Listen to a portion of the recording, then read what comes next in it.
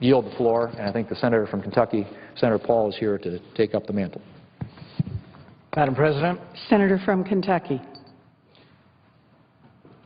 As we enter into the Christmas season, I think it is a good time to talk about stories, to describe sort of pastorally where we are, where the Senate is. So I have a story today I'd like to tell you about how the Senate works or doesn't work. And so it came to pass that the filibuster was dismembered, dishonored, and indefinitely detained. With the end of the filibuster came the end of any semblance of comity and compromise on Capitol Hill. The party that never cared much for the rule of law broke the rules of the Senate to change the rules. Senate rules for nearly 2 centuries allowed the filibuster. The filibuster was simply a requirement that 60% of senators must approve nominations and legislation. This supermajority requirement actually fostered more centrist solutions and compromises. In order to change the rules, though, and kill the filibuster, it required a 2/3 majority to change the rules. However, the party that doesn't and hasn't concerned themselves with the rule of law simply broke the rules. When the chair said that's against the rules, they said, we don't care if it's against the rules. The rules are whatever we say the rules are. The best way to put this in perspective, you're watching a tennis match. The ball is clearly a foot out of bounds. The umpire says out of bounds. Instead of going by the rules, you have everyone vote. So the audience at Wimbledon votes that it was in bounds when it was really out of bounds. That's what we have here. We have no more rules, and we have no more comity. We have no more compromise. What we have is poison. Poison that's been given to us by people who have no concern for the rules. Historically, this has always required 2/3 of Congress to change the rules, 2/3 of the Senate. But for the first time, we break the rules to change the rules. So in the parliamentarian rules to Senate Democrats that you're breaking the rules, they say, no, it really wasn't out of bounds, it was in bounds. Or we don't care that it was out of bounds, we don't care what the rules say, we went our way. We're impatient. We want our nominations and we want them now. We don't care about the history of the Senate. We don't care about the history of the Congress. We want our way or we will pick up our toys and we will go home. We want it now. We want it now. We want all of it. We don't want to talk with the other side. We don't want compromise. We don't want discussion. We don't want negotiation. We want our way or the highway. The rules, it seems, aren't binding upon the Senate Democrats. To them, the rules are living, breathing, evolving, and apparently optional. We shouldn't be surprised, though. We shouldn't be surprised that a party that believes in a living, breathing, ever-evolving, whatever you want it to be Constitution, that they might not think the rules of the Senate are important. We shouldn't be surprised that the party that believes that morality is unfixed, unhinged, unchained to any constants, that all ethics are situation that this party might break the rules. We shouldn't be surprised. Is anyone really surprised that a party with no apparent concern for the burden of debt that they are placing on every American family, that such a party would break the rules to get their way? We are told that they are upset that the Senate just takes too long. They want their way and they want it now. They want their people nominated. They don't want to talk to the other side. They won the election. They want their way. So now they have. They've bullied and brayed and they've won the day. The iron-fisted rule of the rule breakers has now begun. There will be no return. Are they going to return to the rules halfway, partway? No, I predict they will only go further. If they don't get their way, they don't get it quick enough, I predict they'll break the rules further. What passed for gridlock before this will pale in comparison to the poison that seeps from the hands of those who are careless and reckless with the law. Where the filibuster once created conversation, the iron-fisted rule of the rule breakers will stifle it. For you see, contrary to popular belief, the filibuster actually fostered compromise, dialogue, and often results. In exchange for the release of nominations, in exchange for the cooperation of the minority party with the majority party, often there was votes on legislation that not everybody wanted. There was discussion, there were amendments, there was dialogue, because we were forced to talk to each other because one side couldn't always get what they wanted. They couldn't slam their fist down in angry tantrum and say, my way or the highway, we want what we want. We don't care what 50% of America wants or what 47% of America wants. We want our way, and we want it now. The tantrum used to not work. But now we will live in an era where the iron-fisted rule breakers will throw their tantrum and they will get whatever they want. Contrary to popular belief, the filibuster led to dialogue. Every week, the majority party talked to the minority party. There was a meeting each week in which the agenda for the week was set through dialogue and discussion and compromise. Behind the scenes, not always out in public, but there was discussion and compromise every week because the majority party could not rule with an iron fist. But now in the era of the iron fist, in the era of the iron-fisted rule breakers, why will there be any discussion? Why not just roll over the opposition? Why allow debate? Why have debate? Why have discussion? Why have dialogue? Why have votes?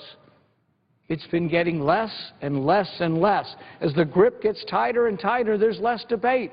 There's less voting. There's less amendments. And I don't think the American public likes that. I think the American public disavows this place and is unhappy with Congress in general because of lack of dialogue. But that's where we're headed. We're headed towards less dialogue, not more. In the past, Republicans and Democrats would come together. They would agree to votes. They would schedule them for the week. They would agree to dialogue. They would agree to nominations. And they would agree to quick and easy votes for non-controversial nominees. But if there is to be no rules, what incentive is there for cooperation? If it's to be my way or the highway, if the majority party is simply to roll over, if they are to beat their fists, beat their iron fists upon the table and say, my way or the highway, we don't need you. We don't care that half the country disagrees with our policy. It's our way or the highway. If that's the way it's going to be, I think there'll be less dialogue and less compromise. Historically, the filibuster encouraged a reluctant president to cooperate with oversight from the Congress. This isn't a Republican or Democrat thing. This is about the separation of powers. This is about the checks and balances to power. This is about a president who might say or not say whether or not he would kill Americans with a drone. This is about using the filibuster to get information from a reluctant president. This is about a filibuster that allowed Congress to get information to say and to force a president to say, I will not kill Americans with drones.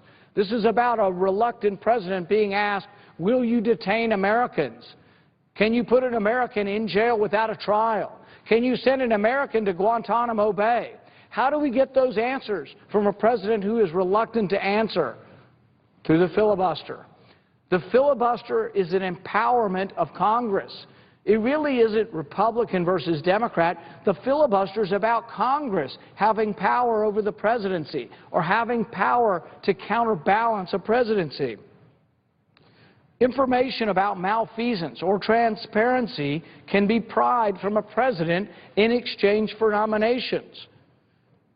Quite typically, holds on nominations were used to get information, were used to force people to testify. Recently, I had questions for the nominee for Homeland Security. I asked him, does the Fourth Amendment apply to third-party records? This is a big question. It's a big constitutional question. And there are answers. I might not have agreed with his answer. He said he had no opinion. He had no legal opinion on the Fourth Amendment. I asked him, can one warrant from a secret court apply to all telephone records? Can every American who has their records with a phone company have their records looked at through one warrant? Is that consistent with the Fourth Amendment? And this nominee said, yeah, I really don't have an opinion on the Fourth Amendment.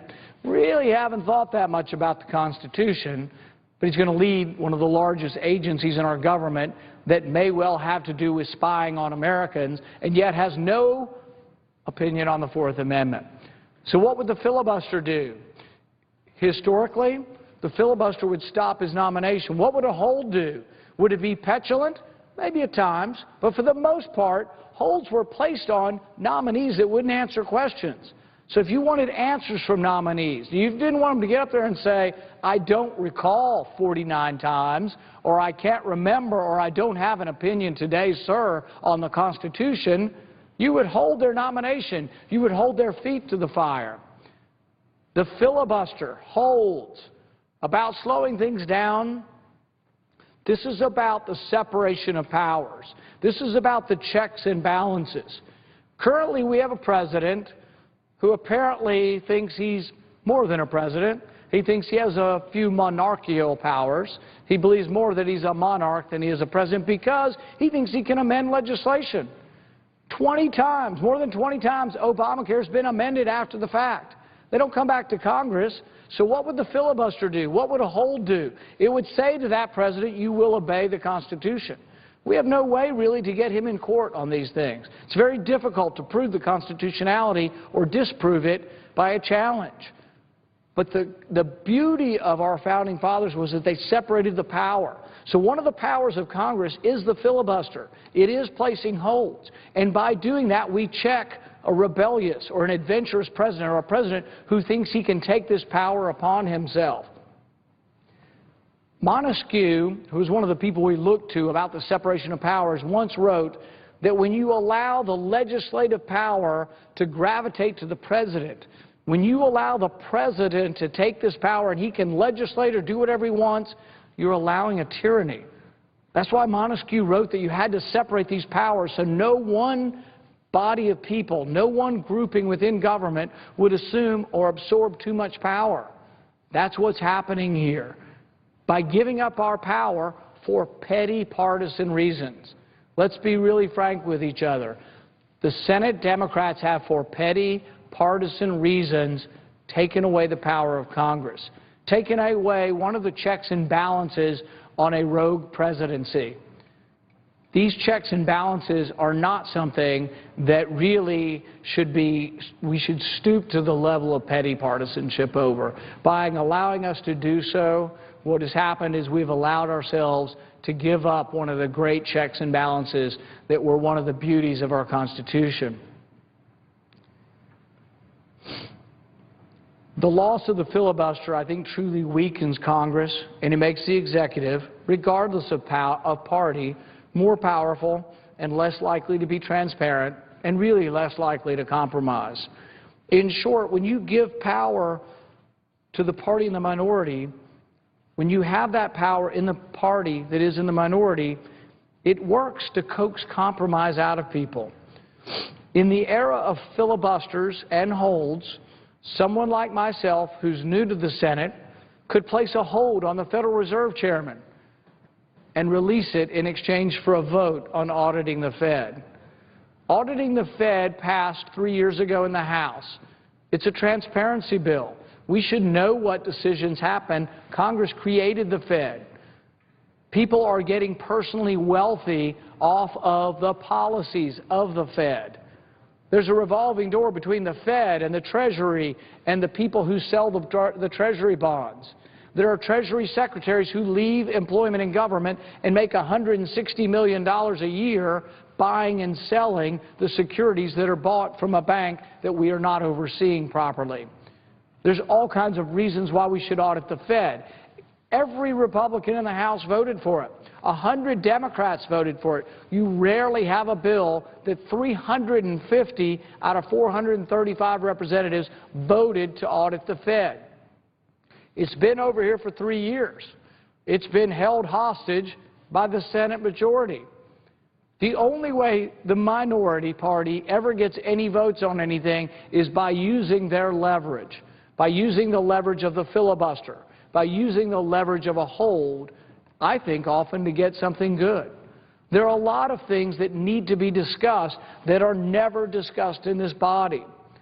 Whether or not your phone calls, the records of your phone calls, the records of your email should be looked at by your government without a warrant, without an individualized warrant, is something that should have a debate here. We are, in the next week, supposed to go back on the defense authorization bill. The defense authorization bill in 2011 allowed for the first time in our history an American citizen to be held indefinitely.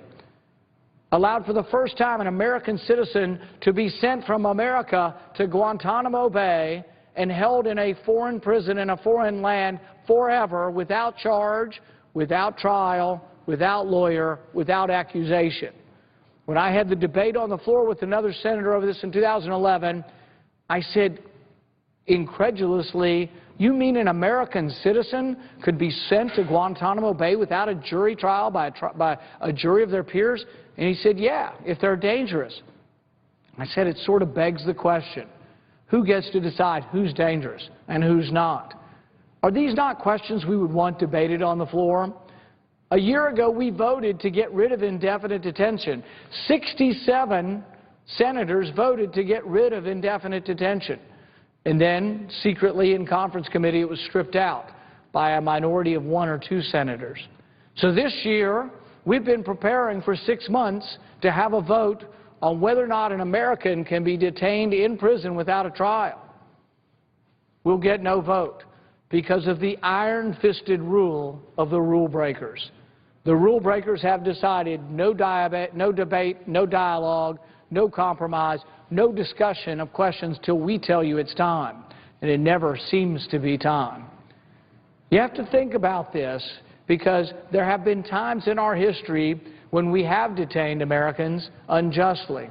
You have to think about how important a jury trial is for everyone, and you don't have to go far back in our history to see times when we made mistakes. You remember Richard Jewell, falsely accused, unfairly accused, wrongly accused of being a bomber, the Olympic bomber in Atlanta about a decade or so ago. If he'd have been a black man in 1920 in the South, he might not have survived the day. Fortunately, he lived in an era when we believed in a trial by jury, when we believed that no one should be detained without a trial by a jury. No one should be convicted and kept in prison without a trial. For goodness sakes, can there be anything more American than that? And yet the law of the land says that that's no longer true.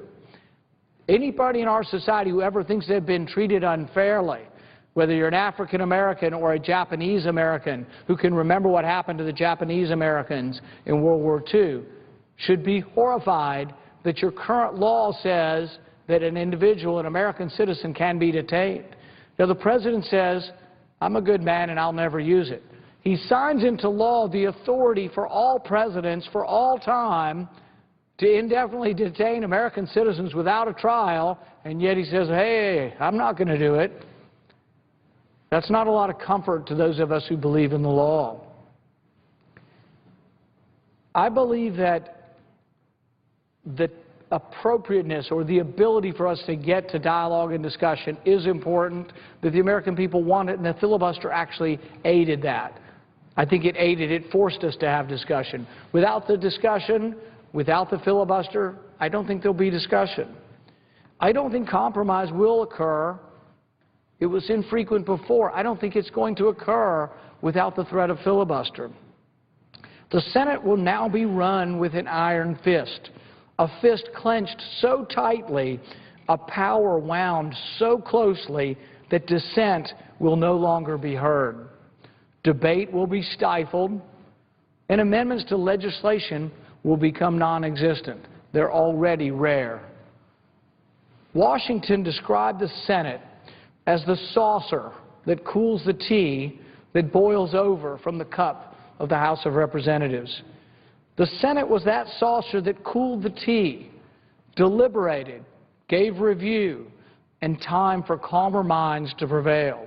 The Senate was one of those items that our founders established to separate our republic from the whims of an unrestrained majority, from the headlong dash of an unrestrained mobocracy. I think the public will be burned more often as the Senate becomes less saucer and more boiling cauldron. The loss of the filibuster will lead to more enmity and less compromise. The death of the filibuster is the death of negotiation. Why negotiate if you don't have to? Through brute force and a disregard for the rule of law, Senate Democrats have found temporary victory, but at what cost? We will now become the other House of Representatives. Will debate and amendments become a thing of the past? Will an iron fist smash the saucer that once cooled the tea? Make no mistake about it, the death of the filibuster is the death of dialogue. All power taken from the minority power, all power that is taken from the minority party is a leverage that is taken from possible compromise. One day I believe those who have seen fit to break the rules to change the rules will regret their actions. The question is, when cooler heads prevail, will there be anybody left with a spirit of compromise? All one has to do to see what happens when there is no debate, when there is no dialogue, when there is no compromise, all one has to do is look at the health care fiasco. It was passed without any discussion with Republicans, no input, zero input from Republicans. Why? Because at the time, even though we still had the filibuster, Senate Democrats were 60 and Republicans were 40. They didn't have to talk to us. When the majority party does not have to talk to the minority party, they won't. So with Obamacare, with the unaffordable health care plan that he's given us, there was no discussion, no debate. 60 Democrats, 40 Republicans. We got a bill that is completely and entirely their baby. No compromise. Same thing in the House. Passed by brute force by majority Democrats and no Republicans. So what we have now is something that is completely unworkable and doesn't represent the American people. I'll be the first to admit, we are divided. You know, not everybody's a Republican, not everybody's a Democrat, but the interesting thing is it's about 50-50. It's not 80-20. It isn't that everybody or the vast majority of the country want one way and another. It's almost 50-50. But instead of having 50-50 solutions come out of here, what's coming out of here is my way or the highway. It's interesting. You look back about a month ago when government was shut down, we were trying to open the government. Every day we tried to open the government, we said, what about just delaying Obamacare a little bit?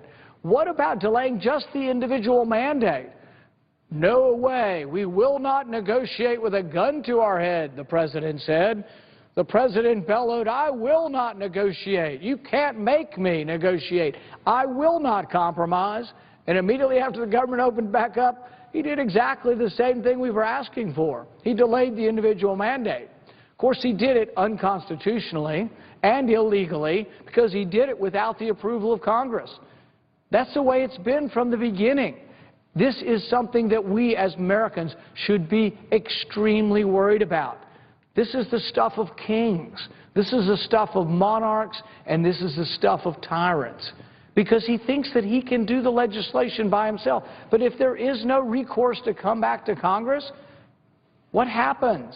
Obamacare is a story of favoritism. It's a story of dispensing favorites to your contributors, your friends. Should we have a government where your campaign contribution buys you a different sort of scrutiny? It's no longer equal protection under the law. It's protection based on contribution history. So we've given waiver after waiver to special interest groups. You can see them. with a big smile plastered on their face when they come out of the White House. There are special interest groups that have been to the White House hundreds of times. Meanwhile, the secretary in charge of putting up Obamacare and getting it started was there once, but hundreds of times special interests came. They paid first. They gave their campaign contributions. They paid. They got access to the White House, and they got a waiver. Why would McDonald's get a waiver and not Burger King? Why would one business get a waiver and not another? Why would a union business get a waiver and not another business that's not union? Is that equal protection under the law? Is that the way we're going to live? That's the way you will live if you allow all the power to gravitate to one person who has no checks and balances.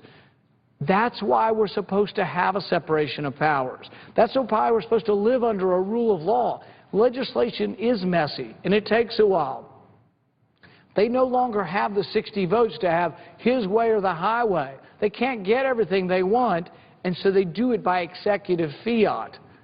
But realize that an executive can dictate for good and for harm. Or does one person always know what's best for the country? So we've been dictated to all of these changes with Obamacare. But the bottom line is more people are now losing their health insurance than are gaining it. Those who are gaining it, those who have been forced into Obamacare, will recognize a few things. You are losing your freedom of choice, and you're being forced to pay more. So there are two things that are irrefutable about Obamacare. You have lost your freedom of choice. You are being dictated for plans. Where there were once hundreds of plans that you could purchase for insurance, there are four. Four plans left in America that you can choose from, and they're more expensive. Why? Because you're told that your kids have to have dental coverage, pediatric dental coverage. What if you don't have any kids? You're being told you have to have infertility coverage. What if you're not married? You're told you have to have pregnancy coverage. What if you're not married? The thing is what's been outlawed are cheaper insurance policies. So let's think back to the original problem. 85% of America had health insurance, right? 15% of Americans didn't. Of the 15% who didn't have health insurance, a third of them were eligible for Medicaid, and we could have helped them by fixing some eligibility with Medicaid. We're actually trying to help people understand how to sign up. A third of the 15% that were uninsured, some reports said were not here in the country legally. And then a third of the 15% made between $50,000 and $75,000 a year, but they weren't buying insurance because they were young and healthy and they decided to roll the dice, and because they perceived health insurance as being too expensive. So the main impediment to the body of people who we could have gotten insured was expense. So what have we done to help them? We've made health insurance more expensive for them. So if you're young and healthy, you should want a high deductible with very few mandates that's very cheap. So what does Obamacare give you? It gives you a very high deductible that covers 1,000,001 things you don't need or don't want, and it's very expensive. So really what we have done here is we've taken away freedom of choice, and we've given you something you don't want and made it more expensive. This is the danger of having one-sided, one-party rule. There is no debate, no discussion, and that's what happened with Obamacare. A lopsided result, a misbegotten legislation that doesn't work, can't work, and is leading to disaster. Now, some have said, how could we fix it? Can we make Obamacare less bad? I'm not positive you can, because some are saying, well, and this is what the President finally did. The President finally came back unilaterally and said, well, yeah, okay, I'll give you another year. So look at it from the perspective now of the insurance company. They can offer the cheaper policies for one more year. What incentive do they have? You're being told that within a year you got to buy more expensive insurance. Does the insurance company have any incentive to sell insurance that's less expensive again? If you're mandated to buy something more expensive, why would they offer something less expensive? So now everybody in the country is going to be forced to buy something more expensive. But many young people are going to look at this and say, well, you know, it's more expensive and the penalty's not that bad for my income. Maybe I'd be better off not having insurance. Besides, now I can buy it any time when I get sick. So there is no incentive to buy health insurance when you're healthy now, other than the penalty.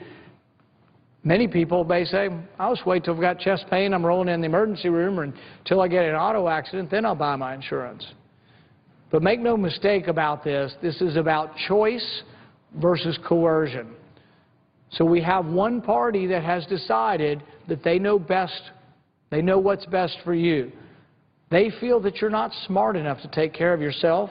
They feel that they should be, in a benevolent way, your parents. So you have a party that's decided they will take care of you from cradle to grave, but don't worry, it's free. No big deal, it's free. We're going to give you free health care. Well, mark my words, there's nothing free about this. You will pay for this. If you had insurance before, you will pay for this with more expensive insurance premiums. If you didn't have insurance before, you will pay for this with more expensive insurance than you could have bought before this. The question is, how do you make it work? It only works now, if it's going to work at all, through coercion. You are forced to buy something. To me, that's antithetical with what the American Republic was founded upon. We're founded upon freedom of choice. You make freedom of choice every day in the things you purchase. Why is the one thing that you're not allowed would be your health insurance? No one's allowed to have the freedom of choosing what type of health insurance they buy. But realize what this stems from. This stems from allowing government to get so completely in one hands that there is no check and balance. So there are checks and balances between the branches of government, and there are checks and balances between the parties. So if you let one party get too strong of a hold in Congress, you will get something that is not the product of compromise, not the product of discussion. But also, if you weaken the body of the Senate, which was intended to slow down legislation, if you weaken that body by taking away the ability to filibuster or to place holds on nominees, once you do that, you're going to get away from compromise. So I think it's important that people know when they look at this and they say, well, that's just obstruction. Republicans, filibusters and holds, that's just obstructing the process. If the process is to run headlong away from the Constitution or to run head over heels over the Bill of Rights, to trample the Bill of Rights, if that's the direction you're heading, you would want things to cool off. You would want that saucer that the Senate was that allowed the tea not to boil over or to boil over to cool off. So the question really we have is, do we want checks and balances? And this is a big question. We've gotten to the point in our history where so much power has gravitated to the president. Not just this president, Republican presidents also. This is not a 4- or an 8-year evolution. This is a 100-year evolution towards a stronger presidency. We've now allowed presidents to go to war without congressional authority. We've allowed them to trample over civil liberties without congressional authority. We now allow regulatory regimes to write so many rules that your elected officials have very little say over what laws you live under. For example, Obamacare we complained about was 2,000 pages. The Democrat leader in the House of Representatives says, oh, don't worry, you can read about it after we pass it. That is a mistake, and that's why we got this, that many people still aren't understanding this piece of legislation. But top it off, you had a 2,000-page legislation that then 20,000 pages of rules were written. Unelected bureaucrats are writing most of the rules. So, for example, when Obamacare passed, believe it or not, I think the original legislation would have let you keep your doctor, period. A regulation written 3 months after the bill was passed changed it and said, you can keep your doctor, but you have to pay more, and it has to obey this rule. And, well, let's just say you can maybe keep your doctor if President Obama likes your doctor. But this was a rule written not by Congress. It wasn't part of the legislation. This is a rule written afterwards. So about 3 months later, as they're writing 20,000 pages of rules, a rule comes up and says if your insurance ever changes, it's not grandfathered in and you will lose your insurance. It will be canceled. You will be forced to be canceled. So the millions of people who are having their insurance canceled, it's because the president authorized this. through his bureaucracy without the permission of the Senate. However, it gets more interesting. Occasionally, when a regulation is passed, we can try to stop it. So 3 months after Obamacare was passed, they passed this regulation that says you will be canceled. Millions of people are being canceled because President Obama and his team wrote this regulation. One Republican senator, Senator Enzi from Wyoming, stood up and said, no, we will vote on this. We will vote on whether or not your policy can be canceled. And so what happened? It came back, and guess what? The regulation that says your policy can be canceled if it ever changes, the regulation that's allowing millions of people to be canceled, every Democrat in the body voted for it, including a few of them who are running headlong away from the president. They can't get away from the president as they can't get away from him fast enough. So they're running headlong away from the president saying, oh, I didn't know that that rule was going to be there. I really thought you could keep your doctor. Bunk. They all knew it. They all voted directly on it. Not only did they vote for Obamacare, 3 months later they voted for the rule that is allowing millions of people to have their insurance canceled. So these senators who are saying, oh, Mr. President, we might need to fix this, and I have a solution, they all voted for the rule. We had a direct vote in the Senate on the rule that says, if you like your doctor, you can't keep your doctor. So the whole idea that the president said, if you like your doctor, you can keep it, period, which is now found out to be false, we had a chance to fix it. We had a vote in this body. Every Senate Democrat voted to allow your insurance to be canceled. So if you're one of the millions of Americans who've had your insurance canceled, you can thank the Senate Democrats. Every Senate Republican voted to say you shouldn't have your insurance canceled. Every Senate Democrat voted to allow your insurance to be canceled if it ever changes. Ever changes. So while some people have been wondering how many people are going to lose their insurance because of Obamacare, everyone. Because insurance changes gradually over time. So within a few years, everybody's insurance policy will change, and you will be canceled. Everyone in America will lose their insurance. They will be canceled eventually, and they will have to buy Obamacare. So people had hundreds and hundreds of choices for insurance. There will be 4 choices in America. So really what this debate is about, it's about whether you believe in freedom of choice, whether you think you're smart enough to rule over your own destiny, or whether you want a paternalistic government that makes these decisions for you. Are we so insecure as a people that we need the nanny state? Do we need the nanny state to take care of us? Do we not want choice? Why don't we extend it to all things? Health care is important, but so is food. Why don't we have the government decide what type of food you eat? Why don't we just have the government decide how much you can charge? God forbid that we charge too much for food. Shouldn't food be cheap and economical and affordable? Maybe the government should own the farms. Maybe the government should distribute the food. If the government's going to distribute health care, and health care is so important, so's food, so's water, how could we let anybody in the private marketplace determine water? How could we let private people control water? Shouldn't we let the government be in charge of everything?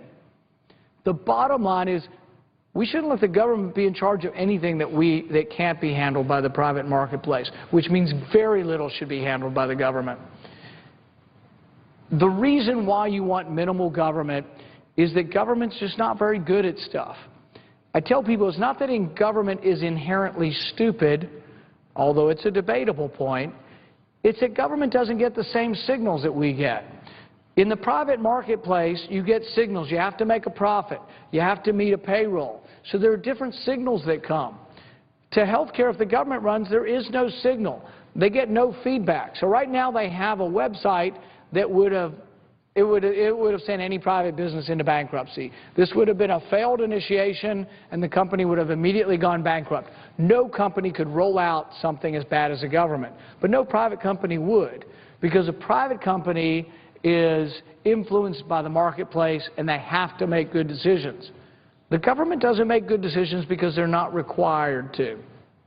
And so it's why when you have a choice whether or not something should be done by government or done by private marketplace, you want the private marketplace. Milton Friedman often talked about this. This is a truism of all government. Nobody spends somebody else's money as wisely as they spend their own. So the private marketplace inevitably will make better decisions because it's a cruel master. The marketplace, you have to please consumers all the time, every day. They vote. You've heard the term democratic capitalism. There's nothing more democratic than consumers and capitalism voting every day, and the people who are rewarded are those who give a product that people want to buy, and they do it in an efficient manner. So people are forced to be efficient. They're forced to have good consumer service. The consumer is king only in the private marketplace. The consumer is treated as a stepchild if it's government. You were treated with reckless abandon by government. I know as a physician I dealt with the government for decades and decades, and you know what? It takes at least an hour to get someone on the phone. When you get them on the phone, they tell you you can only answer 2 questions. If they're not in a good mood, you've got to call again. Get on the phone for an hour and wait another hour to talk to another government bureaucrat who may be surly, may have had a bad day, and probably will get a bonus anyway. Think about, if you want government to take over your health care, think about the case of Jonathan Beale. Okay, he worked for the EPA for 11 years. He told his boss that he was a spy and that he worked for the CIA. He took 6 months off at a time for years and years. He always got bonuses for good employment, for good behavior, for good productivity for 11 years. This is what goes on in government because they have no, would that happen for a week or 2 weeks in a private industry? No way would that happen. Government is so big and vast, they have no idea who else is even working in government. And we're going to turn that over our health care system. The bottom line is it won't be efficient, it won't try to save money, it'll try to spend money, and it won't lead to you having lower premiums, it'll lead to having higher premiums. Thomas Paine said that government is a necessary evil. He was right. That sounds kind of harsh, but the thing is we need to have government, but because government's inefficient, we should keep what government does to a minimum. There's certain things we probably can't have private industry do, a national defense, an army, a navy, an air force. Government needs to be in place for that. We've decided with most of our infrastructure to have government involved. We have some private entities involved as well. But do we really want government involved in every one of our affairs? Do we really think government is going to be distributing goods very well? Think of it this way. Think of it, tomorrow we nationalize grocery shopping. We nationalize and you all get insurance and it's going to be subsidized. When you go to Walmart, you'll just pay a $20 copay. Do you think you'll buy less or more there? You'll empty the shelves. The other day you may have heard the food stamp cards quit working and they didn't have any limits. People just loaded up thousands and thousands of dollars worth of stuff, trashed the whole place, carts were everywhere, and then someone turned the cards back on and the limits were there and they had to leave the store. When there are no limits, people will spend without limits. Same goes with health care. So the thing is, when government does it and gives it to you for free, the tendency is to use it. So what we find is that, for example, with Medicaid, a big part of Obamacare is the expansion of Medicaid. I want to help people who can't help themselves. There are a lot of people who are missing both legs and on dialysis and they're $10,000 a month insurance. I think we can find a way to help these people. But we've now added able-bodied people to this. We've now added generation after generation of able-bodied people to the Medicaid rolls. So instead of a temporary hand up, a helping hand, we've turned it into something permanent. But it's also the most rapidly rising cost in state governments. So state governments, I believe, will ultimately succumb to this burden. In our state, it'll be a 50% increase in Medicaid. In fact, most of the people signing up around the country, 3/4 of them in my state are signing up for free health care. It's not really free. You're going to pay for it. Anybody that's working will pay for it. But the thing is, that's what they're signing up for, is free. I think that if we expand our safety net beyond sort of those who are not able-bodied, and we expand it and make it permanent for people, what it becomes is a drag on the economy and a drag on everything, and it disallows or prevents us from growing as an economy. We've been having this debate for a while. The President has decided that, people who are working just have too much money, and I've got to take from those who are working to give to those who aren't working. That's not how you get more jobs. That's how you make the pie smaller. You keep dividing up a pie and shifting the pie from those working to those non-working. It doesn't really help anybody. It divides the pie smaller. There have been times in our history, though, when we have really greatly grown the pie. But you have to get beyond some petty things. The president preaches fear and envy. He preaches class warfare. He preaches that if your neighbor has 3 cars, send me, I'll take one of their cars. I'll get some of your neighbor's stuff and I'll give it to you. The problem is it doesn't make us richer as a nation. What makes, you know, there has been a discussion for thousands of years about whether it's good or bad to spend your time coveting your neighbor's property. It isn't healthy personally, spiritually, but it's not also healthy for a country.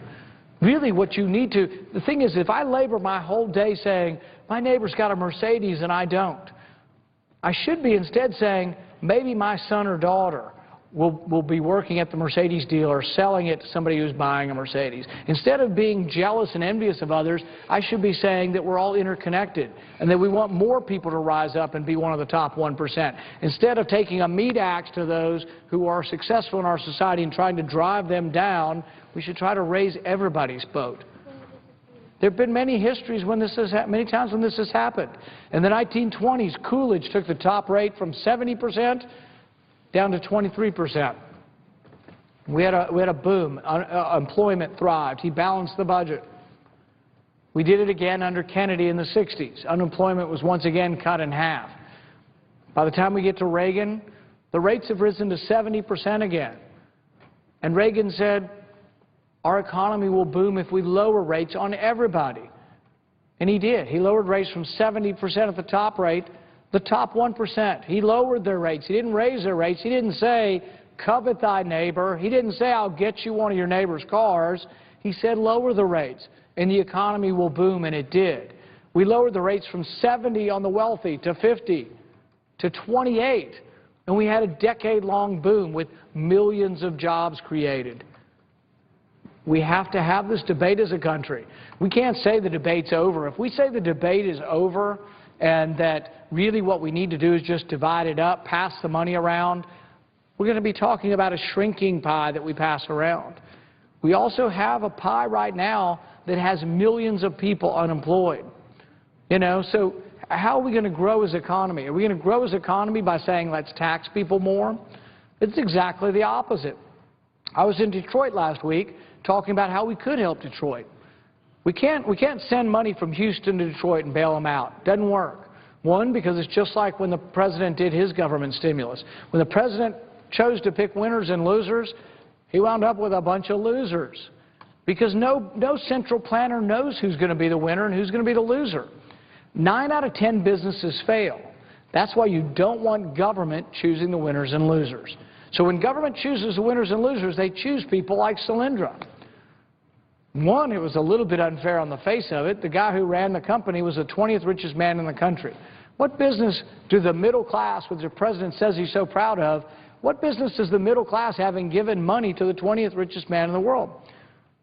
Well, he lost $500 million because it turns out people didn't want his solar panels.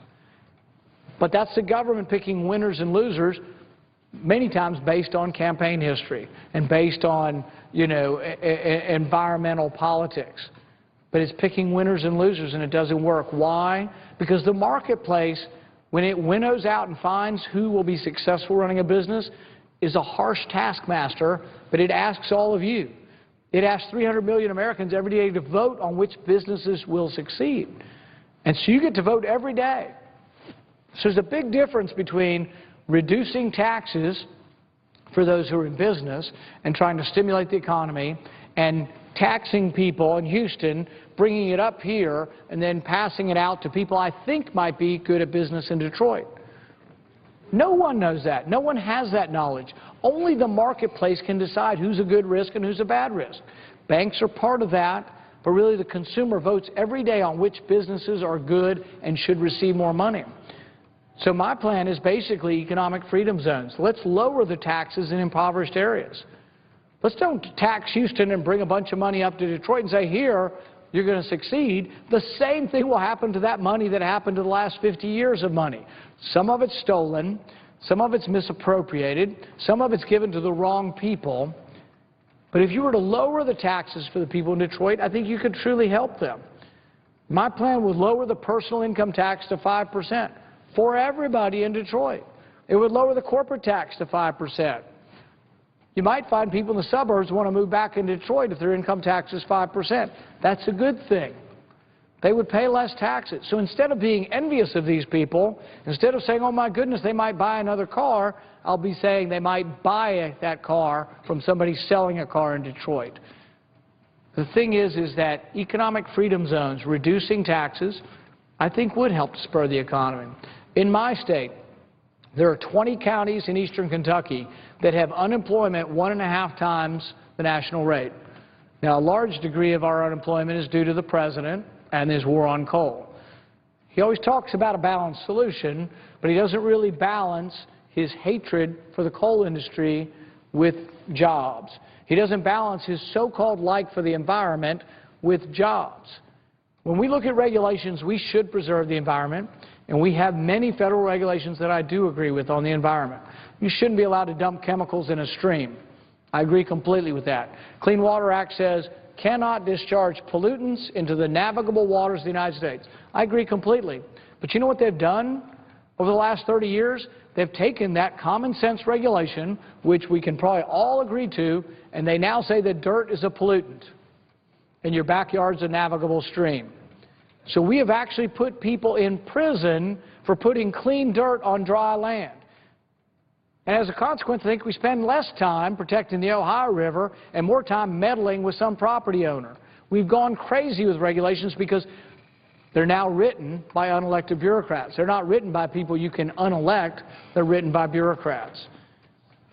We have to get back to some common sense with these things. We have to look at how injurious this is. Even things that are well-intended.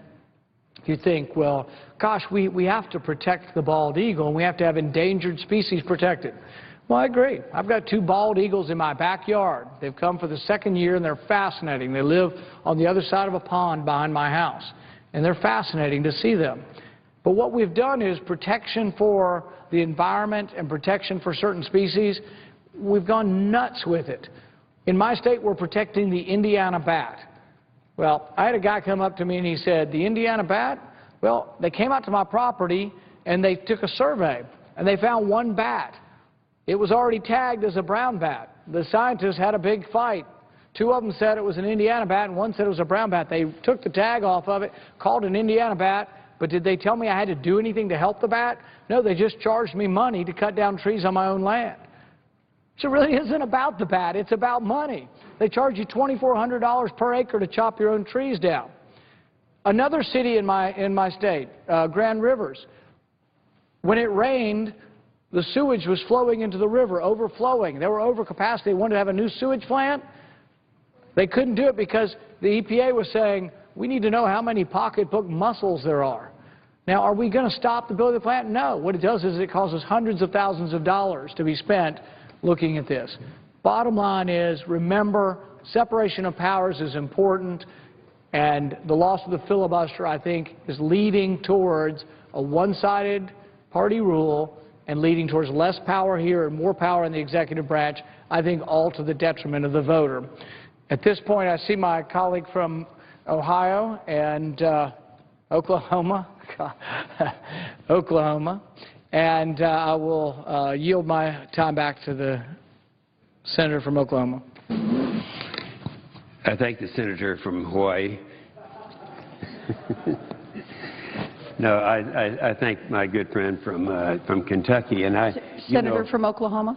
Yes, thank you, Madam Chair. Since he was talking about the EPA, it's the over-regulations there. I happen to have been privileged when we were a majority to be the chairman of the committee called the Environment and Public Works Committee. And well, it does a lot of very important things in terms of roads and highways and infrastructure. What the senator from Kentucky was talking about is all the over-regulations that come from that. It's one I'm very sensitive to. That's not why I'm here tonight. In fact, I want to talk a little bit about the nuclear option, about how this has changed things around here, and it's somewhat of a crisis level that we have arrived at. But before I do, I want to share something on Obamacare that is, you know, a lot of things have been said on this floor about the problems with Obamacare, and I do want to elaborate a little bit about that in a minute, but not right now. I only want to say that 2 months ago, when my good friend from Texas, Senator Cruz, and 11 of us were concerned about trying to do something to stop Obamacare, and we took some pretty drastic steps. He actually stayed up and spoke all night. I did not, but I spoke during the evening and again in the morning. But I told a story at that time. It puts it into a context that people don't understand. And the story was this, keep in mind, this is 2 months ago. I said that it has been admitted by Obama and by many of the leaders, even the leader of the Senate, that the ultimate goal of Obamacare would be the single-payer health care system, very much like was talked about back in the early 90s when Bill Clinton was president and Hillary had her Hillary health care. And at that time, it was going to be one that I think it was ultimately going to be a single-payer system. Now, as you well know, Madam President, a single-payer system by definition is socialized medicine. And that's what it was going to be at that time. And I remember talking, and we ultimately did defeat it, but at that time, I would ask the question, I said, well, wait a minute, you're talking about socialized medicine. It doesn't work in Denmark, it doesn't work in Sweden, it doesn't work in Canada, it doesn't work in the UK. Why do you think it would work if you were doing it? Now, they never tell you this, but most of them will say, well, it may not work anywhere else, but if I were running it, it would work. Well, we defeated that back in the 90s. Then now some time has gone by, and we have very much the same situation. We have a system that is edging into socialized medicine, a single-payer system. This is what they want. This is what liberals normally do want. And they somehow think that government can run things better than people can. So I told this story. I say to my good friend in the chair that it had been, keep in mind this 2 months ago, it had been just less than a year before that my wife, and my wife is just a year younger than I am, something happened, and all of a sudden, out of the blue, she found out that she had to have emergency open heart surgery. It was a valve that was the problem at that time. And we did some research. And she immediately had open heart surgery. It's successful. She's great now, and they replaced the valve and in really good shape.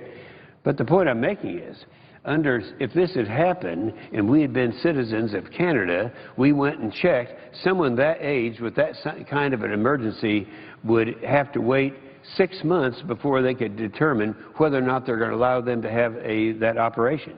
If it were UK, it would be 2 months. And that would be, she wouldn't have lasted that long. Now, that was to let people know that when it hits close to home, that it really means a lot more, instead of just talking about how many people are not happy with enrollment and all of this stuff. Well, ironically, what happened to me 5 weeks ago was exactly the same thing. I ended up having to have an emergency surgery of 4 heart bypasses, and I got to thinking that just a few weeks before I've been talking about my wife wouldn't be here now.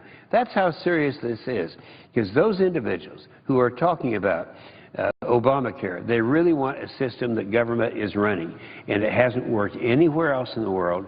And in cases like mine, I would be on the waiting list, and I probably would not have made it this far and would not have been here tonight. I only say that, and I want to elaborate a little bit on that shortly, but I need to get into something very significant that's going to take place. First of all, I don't like the idea of what's going on right now. I'm very much upset that we had the nuclear option. I think most people, and it's been said over and over on the floor, constitutionally, we have a system that's set up that puts the Senate in a position where there has to be a supermajority that will ratify the various treaties and that will confirm nominees. Well, the nominees that are confirmed with a supermajority. And consequently, that would preclude one party from being able to control the confirmation of nominees. Well, the makeup of the United States Senate today and for the next year is going to be about 53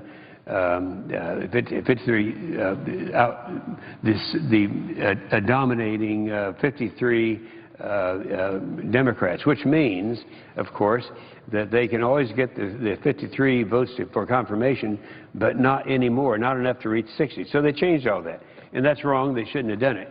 So now we're going through this operation, and I decided rather than stay here during this Christmas season for the next few days, just voting no on judges. I'm going to say right now I'm going to vote against all the judges, but I'm not going to be around here to do it. I will say this, though, is there is one vote that's coming up, and I'm going to appeal to the leadership that I hope that the confirmation of Deborah Lee James as Secretary of the Air Force does not come up until this coming this next week, because I want to be here for that, and I would hope that it could be postponed till Monday. And the reason for that is I think that's a great appointment. I don't remember in the years I've been here, and I am the ranking member on the Senate Armed Services Committee, I don't remember any time when we've had someone who is as qualified on the outset as she is. She has an incredible background for this. I've met her, I've talked to her about the concerns about the readiness, which is very, very serious right now. Our readiness capabilities are lower than they've ever been since World War II, and I know that she's the right person to be at the helm to take care of that. It wasn't long ago that through the sequestration or preparing for sequestration, they made a decision to ground 1/3 of the combat-coded active squadrons. Now, let's keep in mind, she is to be nominated to be the Secretary of the Air Force. So this is something she would directly be interested in and concerned about. What they did was in order to, I suppose, at that time, the motivation was to try to save money, they grounded 1/3 of the combat-coded active squadrons. Now, that was in April of this year. And it wasn't until 3 months later they decided that this is not good, because you have the idle airplanes, the idle pilots. Pilots were resigning. They were upset because they weren't being used, and so they reinstated the squadrons that had been closed. General Welch, a great general, the commander of the Air Force, he made the statement, and made it in a very articulate way, that it is going to cost us more to reinstate and to re-qualify the pilots and to make sure that the planes are back in flying order than it would have just the amount of money that was saved during that 3-month period. Now, that's really quite a statement. It is very serious. So that he said it could cut the flying hours by 15% in the months to come, and it has as a result of that closure. Well, I have to say to Mrs. James that I'm convinced you're going to be confirmed as Secretary of the Air Force. I would do all I can to make sure you are confirmed, but you're walking into a hornet's nest. It's a real serious problem there. The things that are happening to our military, which I'm going to talk about in just a minute, are very, very serious. Now, she has a background. She served as in a technical defense contractor in Virginia. It was the state technical and engineering sector. She was the executive vice president for the communications and government affairs and the senior vice president for the Homeland Security. Prior to that, she served as vice president for international ops marketing and operations marketing at United Technologies. That was all the way from 1998 to 2000. She served as Assistant Secretary of Defense for Reserve Affairs from 1993 to 1998, overseeing all the matters pertaining to the Guard and Reserve Forces. So she has probably as much preparation, background, expertise, education, and knowledge as anyone who's ever been nominated to be Secretary of the Air Force. I would hope that we'll be able to have that vote maybe on Monday as opposed to sometime in the next few hours, since I want to be here and I want to be one of the first to congratulate her. Let me say something about the budget, and I only say something that I try to think of things other people haven't talked about. I don't even know right now whether I'm going to be for or against this budget, but I have looked and I was very alarmed that the staff, the minority staff on the armed services, did some research and came out that there are some parts of this act that we didn't know that were there, and it would include an annual adjustment for retired pay and retainer pay for retired members of the armed forces under age 62. This penalizes current and future military members who have served our nation for over 20 years. Now, keep in mind, people go into the military quite young sometimes, knowing that the time that they would serve would be for 20 years, many of them longer, but most of the time 20 years, that's kind of a given.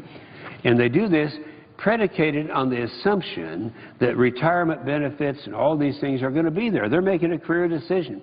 I say to the chair, that is very significant. And to come along with a bill that would supposedly, they say, save $6.2 billion, there are about 2 million retirees. Of those, just under half are under the age of 62 and would see a steady erosion of their retired pay, approaching 20% of their retirement pay by the time they reach age 62.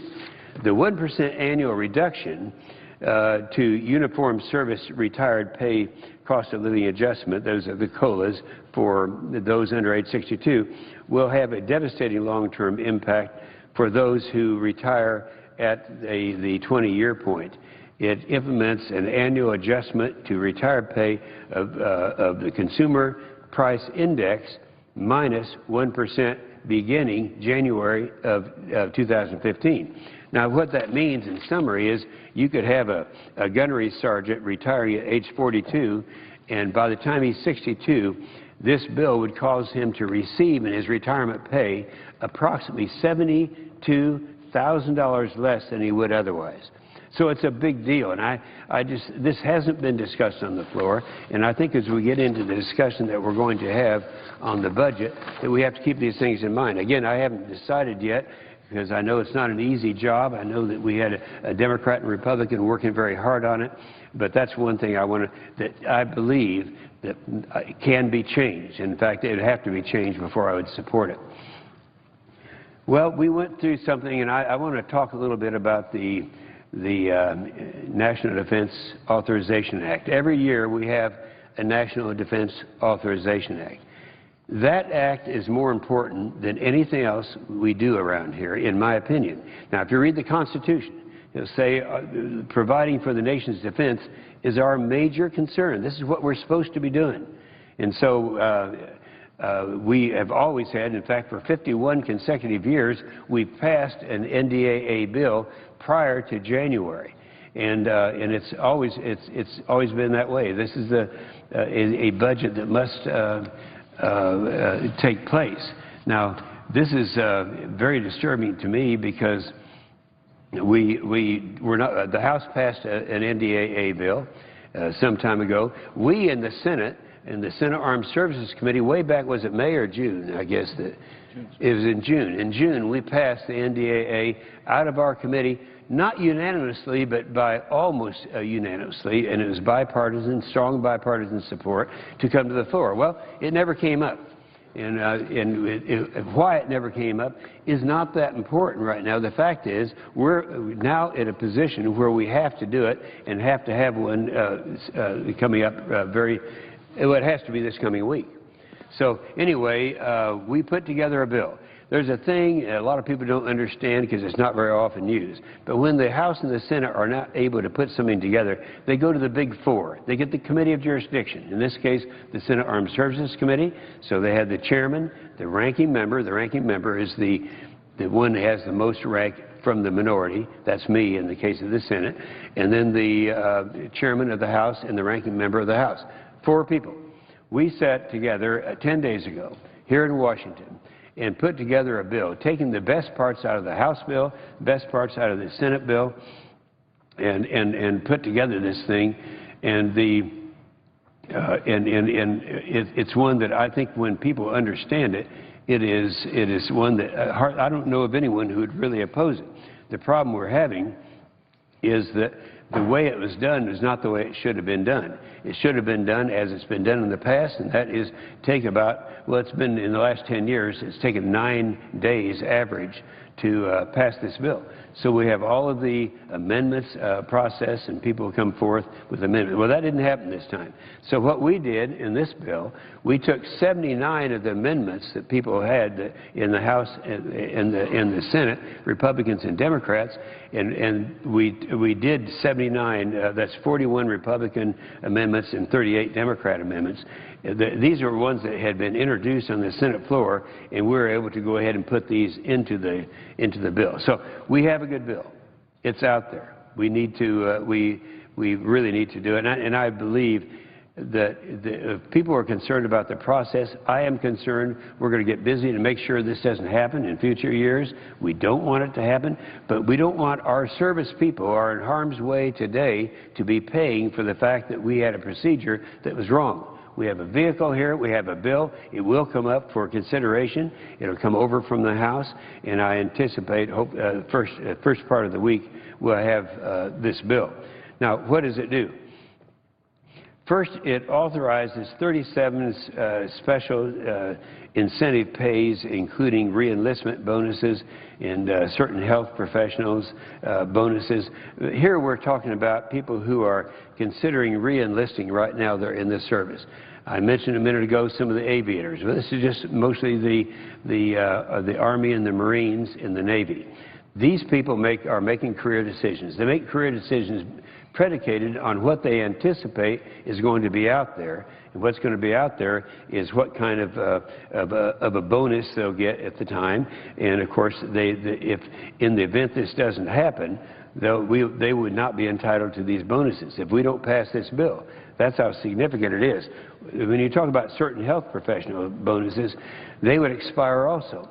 And these health benefit bonuses are very significant because these are the people who are the health providers for our wounded warriors. Our wounded warriors, not just the ones that that are in our hospitals today, but also in hospice care. And we can't do that to them. But however, if we don't pass this bill, that's going to be a real serious problem.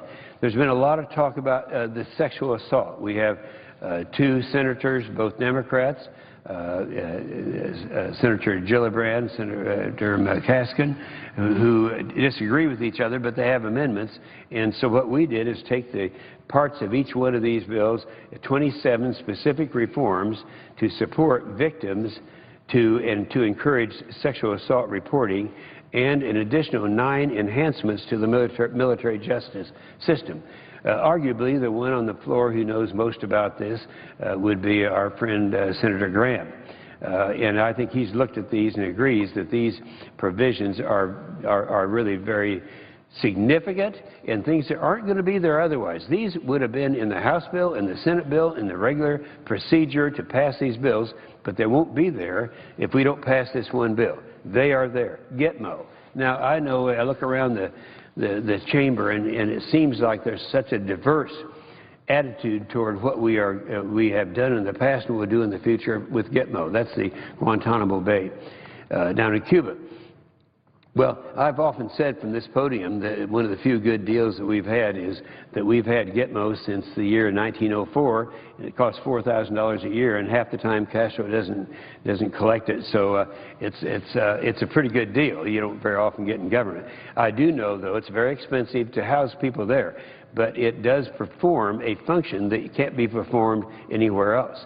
So last year in the Senate Armed Services, in the National Defense Authorization Bill, we put a provision in there, fortunately at that time, that would restore the 1-year prohibition on transferring Gitmo detainees to the United States and to construct any type of facilities to house them if they're successful in doing that.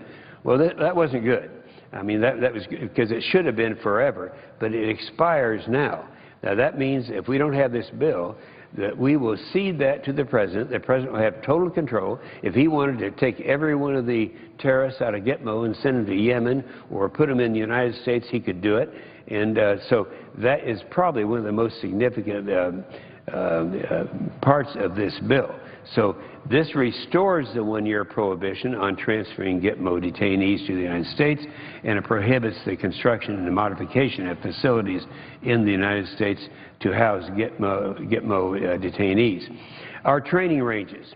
This bill provides DOD with access to millions of acres of federal land. Keep in mind, this doesn't cost anything. It's federal land for military test and training ranges that are really absolutely necessary for the readiness of our combat forces. We've all heard about the end strength. Under the Obama administration, I've often said that I think he'll go down in history as the most anti-defense president ever. And one of the things that we know is going to happen is the end strength will continue to reduce. This bill allows the Army and the Marine Corps top people to make the decisions as to where this end strength is going to be reduced and by what amount. And by doing this, they can accelerate the strength reductions and save a considerable amount of money. So they'll have the flexibility to draw down faster, save money, and do it quicker and do it better. Without this bill, they can't do that. Military construction. You know, nothing else, no other military construction can take place. But what is worse than that is on military construction that's already been started, this new construction, they would have to stop that military construction. And when you do that, and then you come back later and start it back up again, it costs millions and millions of dollars more, a lot more money. A good example of another area that would be a huge savings in this thing. Right now we're working on several aircraft carriers. One is the CVN-78. Some people talk about the USS Ford. It is a huge project. It's 75% completed. We've already spent $12 billion on it. And in the absence of this bill, that construction would have to stop. Now, I know that we'd come to our senses and maybe in a few months come up with a CR that might have money that would go toward this, but that's still, when you stop and then start up again, it would be millions, hundreds of millions of dollars of cost. That is corrected in this bill. And not to say anything about the number of people who would be immediately released, 4,300 shipbuilders who work directly on the ships and about 1,500 who work indirectly.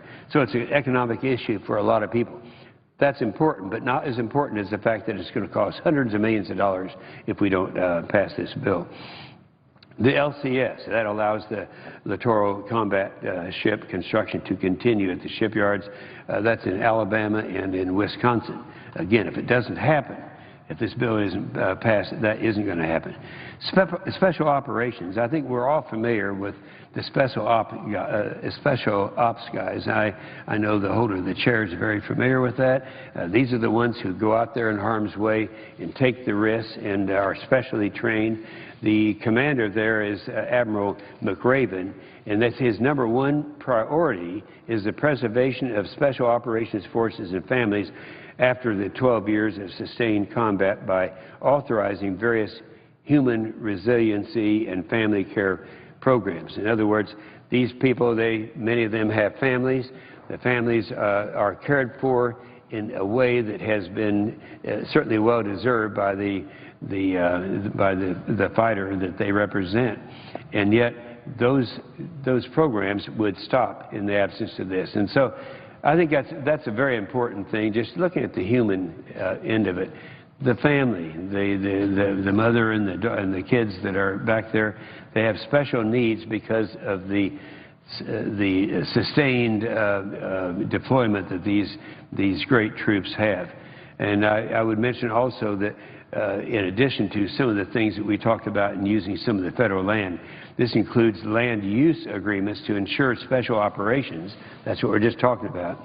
The Special Operations Forces have sufficient access to training ranges, including the Chocolate Mountain Aerial Gunnery Range in California, which serves as an indispensable role in training Navy SEALs. In fact, when you go and you watch them, you can't train our Navy SEALs without this facility. So it takes care of that.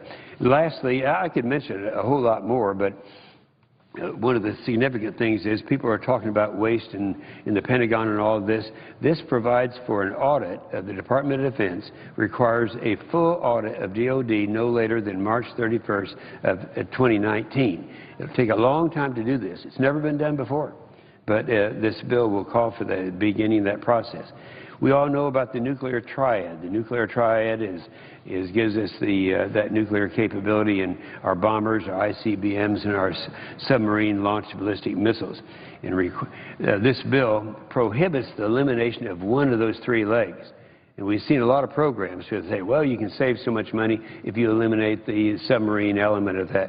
But in order to adequately protect America, it's important that we have all three legs. So that nuclear triad, and remember that phrase, that's one that would be, one leg would be eliminated in the absence of this bill. The prohibition on tech transfers with Russia, this would prohibit the transfer of some missile defense technology to Russia and strengthens the congressional oversight of administration efforts with regard to the United States, Russia's missile defense cooperation. You know, if we don't do it, the president's going to do it. And I would hope that anyone who would be voting in this chamber, where that's a key issue, it should be a key issue, would recognize if we don't continue to take control of that in Congress, then that would automatically go to the president. And I don't think we'd want that to happen. We all saw what happened in the first budget that the president had. I'll never forget that, because I went over, I knew that he was going to be anti-military, anti-defense, and so I went over to Afghanistan to respond to it, knowing full well that we were going to have to do something to let the American people know how bad that budget was on the military. And in that first budget of President Obama, this is 4.5 years ago, almost 5 years ago, he did away with our with our only fifth-generation fighter, the F-22, did away with our new lift capacity, the C-17, did away with the Future Combat System, which is the only advancement that we've had in about 30 years in our ground capability, and he did away with the ground-based interceptor in Poland. Now, let's keep in mind, the ground-based interceptor in Poland is one that we were putting there because we have currently 33 ground-based interceptors here in America, but they're on the West Coast. That's where the threat was at that time.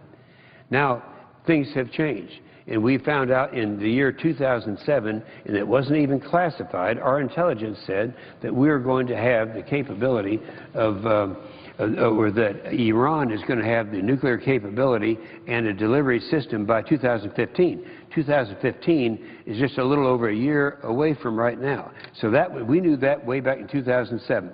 We started building a ground-based interceptor in Poland and with a radar in Czechoslovakia and the Czech Republic. And I thought we were doing very well. We had to give them the assurance that we wouldn't pull the rug out from under them if they would cooperate in this, and they didn't. Well, that went out. That was withdrawn in the president's first budget 4.5 years ago. Now, we're facing with that threat because if something comes into this country from Iran, it's going to come from the east. You know, if there's a lucky shot from the West Coast, that's fine, but I don't have that confidence that that could happen. So I say that because it fits in with the missile defense. It directs the administration in this bill to make improvements and modernize the ground-based mid-course defense system. That's what we're talking about here. And without this, it couldn't have. That could probably be, not probably, possibly be the most significant thing that we've been talking about here, because now we're talking about an incoming missile to the United States. In a BRAC process. The BRAC process is the Base Realignment and Closure Commission. We've had 5 of them since 1987. And because of the fact, whether you're for a base closure or not, is not as significant as we're at a time in history where we have the greatest need to put back some of the money that's been taken out by this administration into our defense system. And as good as a lot of BRAC systems are, the fact that the first 3 to 5 years of a BRAC system, it costs money, it doesn't save money. And that's what we can't let happen. So we restrict the use of funds to conduct a round of base realignment and closures for the coming year, because people are talking about that. Here's a big one, too, that means a lot to my son, Jimmy, who is real big time in Second Amendment rights. You know, we're from Oklahoma. We actually believe that stuff. We believe in the Constitution. I say to my good friend in the chair, nothing against the East Coast, mind you. But anyway, there's a treaty called the UN Arms Trade Treaty that the UN has. I'm the wrong one to talk about this because I had never seen anything good come out of the United Nations. But in this case, it's worse than usual. The UN Arms Trade Treaty is one that our Secretary of State has already signed on to, but it has to be ratified by the Senate. Well, in this bill, we say it restricts the funding to implement the UN Arms Trade Treaty without the Senate advice and consent on the treaty. Well, that's important. In fact, it reminds me a little bit of what happened when we had the budget vote a few months ago. At that time, I'm trying to remember now, but I think it was 5 o'clock in the morning. You'd be surprised with the kind of amendments you can get passed at 5 o'clock in the morning. So at 5 o'clock in the morning, I had an amendment that said that we would not allow the United States to be a part of the UN Arms Trade Treaty. And that's exactly, you know, that was good. But this reinforces that and says that it restricts, so that if we were to do it, even if the Senate were to do it, it'd restrict the funding so it can't happen. So I say to all of my friends out there who believe in Second Amendment rights, who have been concerned that through a UN treaty you could lose those Second Amendment rights, don't worry about it, because we would have it. We pass this bill, and you're going to be well taken care of. So I feel very good about the provisions of this bill, and I really believe that when you stop and think about the fact that we actually had 79 amendments that were agreed to in this bill that we tried to pass before. The Senate Armed Services Committee adopted its version of the NDAA by an overwhelming bipartisan majority in June. And yet we know what has happened, and we know why it's necessary, because this is the last shot that we actually have at a bill.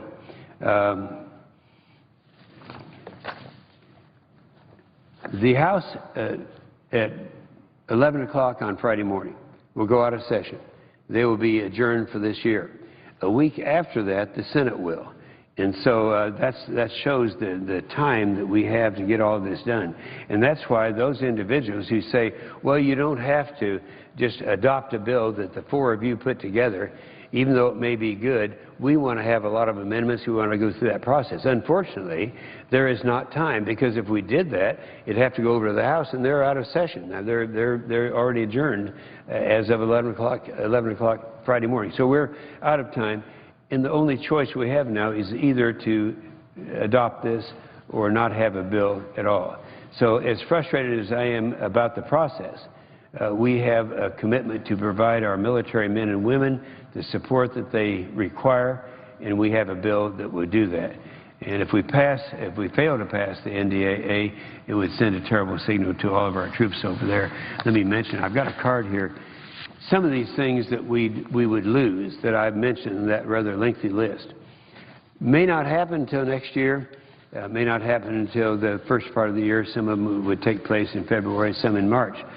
But what would happen, this question was asked by one of our fine Senator Fisher from Nebraska. She said, now, what would happen right now at the end of this year, December 31st? What provisions would we lose if we don't pass this bill? And the answer is there are several of them, but I'll just highlight a few of them here. One would be the accession bonus for new officers and critical skills, the incentive bonus for conversion to military occupation of specialty to ease personnel shortages. Those of us who have been in the military, that's called the MOSs.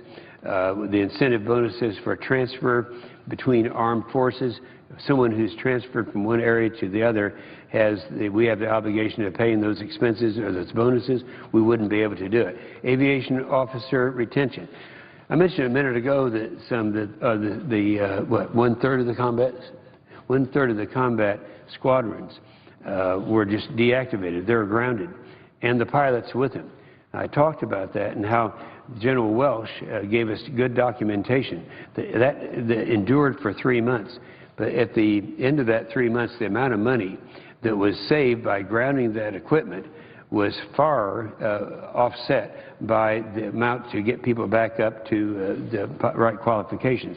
Well, one of the things that would happen is the aviation officer retention bonus.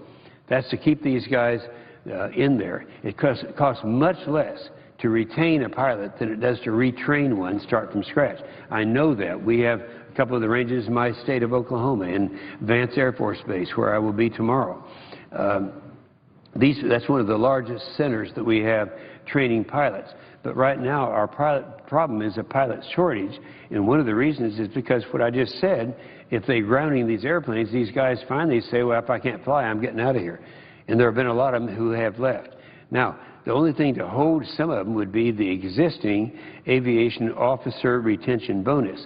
This gives a bonus for someone to re-up. If anyone has been in the services, they'll remember, as I do from the U.S. Army, that when they're trying to get people, encourage people to re-up, recognizing it's a lot cheaper to retain someone than it is to retrain them, we give them a bonuses. We did that when I was in the service. Well, that's a bonus that they would not get. And so I think with already a serious problem with the shortage of pilots, we have to do something about that. So and by the way, that would stop December 31st abruptly. That means these guys that are making that decision, they may not even know this, and they may decide they're going to do it, and then they find out they don't have a retention bonus. The assignment pay for special duty pay, this would be for transfers. This would be something that you would not be able to do, and the hardship would have to be borne by the military. Healthcare professionals bonus. This is kind of important. If you go out to Walter Reed and you see the great job that's being done by the professionals with our wounded warriors, it just really does impress you to see what's going on. And I'm very, very excited that that's a program that's been good. But these healthcare professionals operate on a bonus or special pay. That would stop the 31st of December. I know they're all committed. They'd stay as long as they could, but some of them couldn't afford to do that. So this would stop on the 31st of January. Re-enlistment bonus for active members, that would stop also. So I guess what I'm saying is, you know, we are going to have to do this bill. It's absolutely necessary. And I'm not the only one that says that. If you look at General Dempsey, we talk about the deteriorated condition of our military right now. Keeping in mind that through this president, starting 4.5 years ago, over this 10-year budget, he has taken $487 billion out of the military. $487 billion. Now, if we have Obama sequestration, as it's designed now, that'll be another $500 billion. That's a total of $1 trillion out. Now, General Dempsey is the top military person in the military. He's chairman of the Joint Chiefs of Staff. He said, I would tell you personally, if ever the force is so degraded and so unready, and then we're asked to use it, it would be immoral to use the force unless it's well-trained, well-led, and well-equipped. Admiral Winnefeld, he's the second in charge. He's the vice chairman of the Joint Chiefs of Staff.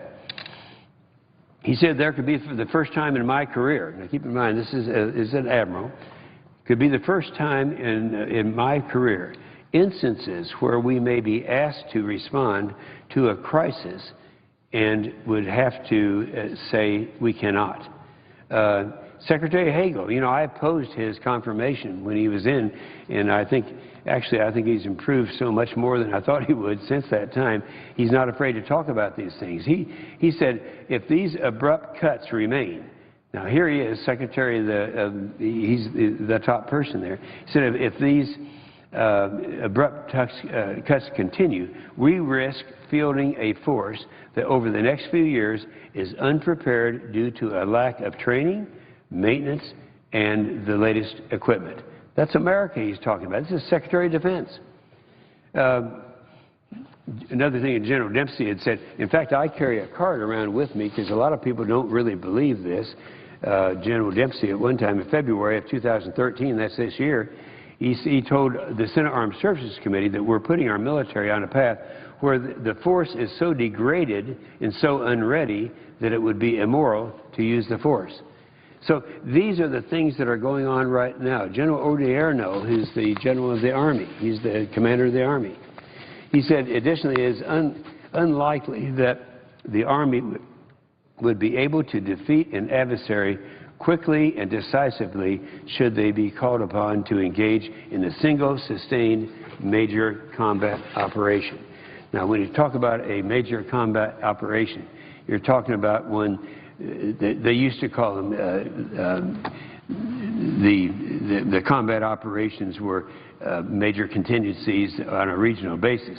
And so our policy since World War II has been to be able to do this to defend America on 2 regional fronts. Well, that's gone out the window now, and we're not able to do that anymore. But Secretary Hagel also said if sequester-level cuts persist, now that's what we're talking about, the second $500 billion that Obama would be taking out of the military. If sequester-level cuts persist, we risk fielding a force that is unprepared. I can't imagine hearing that from our own Secretary of Defense, but sure enough, it's there. Now, let me just show you, Mr. President, why it is that we are not, our choices are down to only one choice.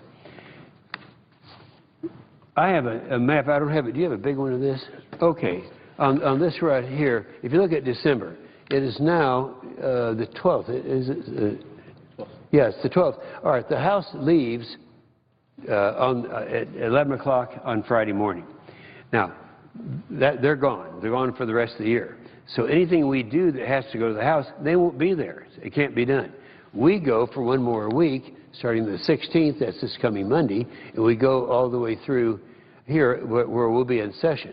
Now, anything that we would do or pass or amend could not go back to the House, and that means we'd go into December 31st without any kind of a defense authorization bill. So just on that basis, it's significant and shows that we actually have to do it. Now, the other thing is, I think I mentioned this, and I have a chart for this, so I don't have it in front of me, and that is to show that all over since 1970, we've always had our defense authorization bill done before January. The only 2 exceptions to that was when they were vetoed by the President on 2 occasions, and we had to override the veto. But nonetheless, that's why this month is the last chance that we've got to do it. I would mention that there's such popular support for this around the country that you have extremes, not really extremes, but you have publications generally considered to be on the progressive or moderate side and some conservative. This is one where both the Heritage Foundation and the Washington Post say, let's pass the defense deal. It's got to pass. The Heritage Foundation has an excellent paper that if there's time later on, I may make some quotes from that. But on from the Washington Post, it says, with the end of 2013 approaching, Congress has an opportunity to rise above a year of massive dysfunction and prevent a major disruption in the U.S. defense operations. The leaders of the Senate and the House Armed Services Committee have managed to fashion a bipartisan version. That's what we're talking about when I said the big 4. So this is what we are talking about. They say it is a decent compromise that the leaders of both chambers ought to embrace and bring to a vote in the coming days. A failure to do so would be a new political low for this Congress.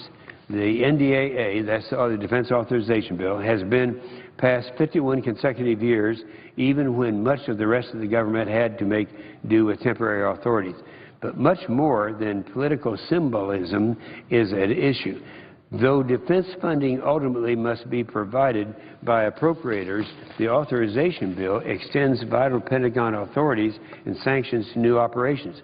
If there's no bill, and if it's not approved by January 1st, combat pay and bonuses for troops in Afghanistan and elsewhere would be suspended. Work on major weapon systems, including a new aircraft carrier, would be halted at considerable cost. And support for the Afghan army and the disposal of serious chemical weapons would be interrupted at a critical moment. The bill also contains important measures to combat sexual crimes in the military. Well, we talked about that, but this now is being editorialized not by me on the floor of the Senate, but by the Washington Post. And they talk about Guantanamo Bay. It said advance the closure of the Guantanamo Bay prison would take place or could take place in the absence of this legislation. Though a proposal was favored by Senator Kirsten Gillibrand from New York, providing for the prosecution of sex crimes outside the military chain of command, was not included and did not receive the Senate vote. Some 36 other reforms in legislation would make the punishment of these crimes more likely while providing more protection for its victims. Let me just conclude in this editorial by reading the next to the last paragraph. It says, other measures in the bill ought to attract broad bipartisan support. The effects on defense of the so-called sequester would be eased by transferring money to operations and training from less essential accounts such as construction and staffing in office headquarters. The Pentagon is still vulnerable to a $50 billion sequester cut in January unless a separate budget deal can be headed off.